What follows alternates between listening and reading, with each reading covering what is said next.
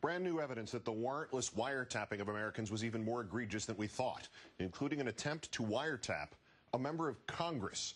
While the current wiretapping program of the National Security Agency, the one granted by a congressional seal of approval, has systematically exceeded that law. In our third story in the countdown, James Risen of the New York Times, who co-authored the latest investigation into the NSA program, will join us in a moment. The quote-unquote over-collection of domestic communications has been significant and systemic, occurring over recent months.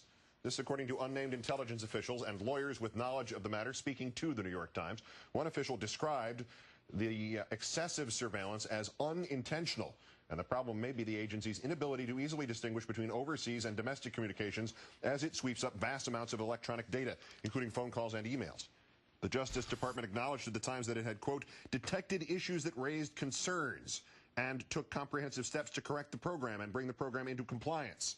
It said that Attorney General Eric Holder went to the National Security Court to seek a renewal of the surveillance program pursuant to new safeguards, but a Justice Department investigation of parts of the NSA wiretap program over the past 2 years has revealed accusations of, quote, significant misconduct, according to the Inspector General, like an attempt to wiretap a member of Congress without a warrant, and other instances of making Americans targets based on insufficient evidence. Joining me now, as promised, investigative reporter for the New York Times, author of State of War, The Secret History of the CIA and the Bush Administration, James Risen. Thank you for your time tonight, sir. Thanks for having me. Focusing first on this current problem under the supposedly legal version of the NSA wiretapping program. What is the crux of this? How vast is it?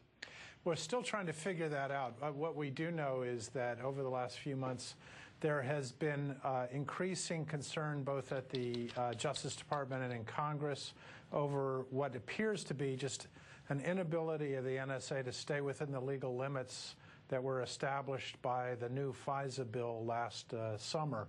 They're collecting far more domestic email and telephone traffic than they're supposed to under even the very broad and relaxed regulations that were imposed last year. It makes it appears to be a problem of the inability of the NSA to distinguish between foreign and domestic communications. But the technical details we're still trying to determine. Some of this did come to light because of the new FISA law that was passed last July, which is the same law that took so much of this mammoth surveillance program and tried to make it legal.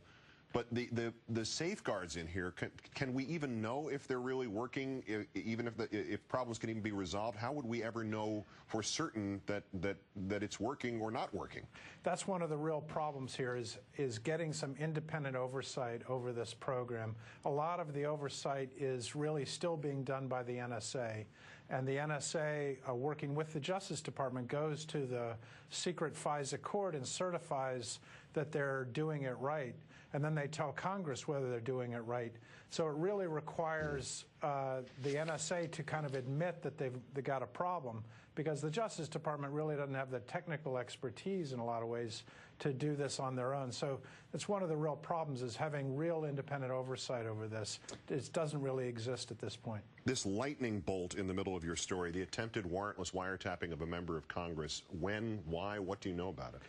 Well, that's one of the problems. We don't know a lot of details about it, but a very senior U.S. intelligence official with direct knowledge of this, person I can't identify, gave us this information. And unfortunately, we haven't been able to identify the congressman yet, but we do know that it occurred overseas and that the NSA had already begun to eavesdrop on someone else who was traveling with the congressman, and then wanted to go up and eavesdrop directly on the congressman and was blocked at the last minute.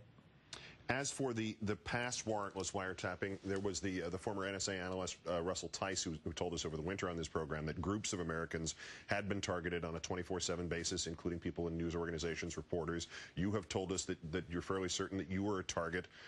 Does the other information alluded to in your story today shed more light on any of that, or is this simply additional evidence that Americans were frequently the target of a system that was supposed to intercept overseas communications that were supposedly involving suspected terrorists?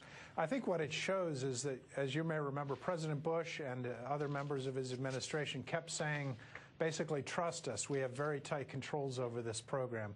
I think what this shows is that the controls are much more lax than they ever wanted to admit, and that the spying on Americans may have gone far beyond anything we realized before. James Risen, investigative reporter of the New York Times, author of State of War. Great thanks for the story, and great thanks for your time tonight. Thank you.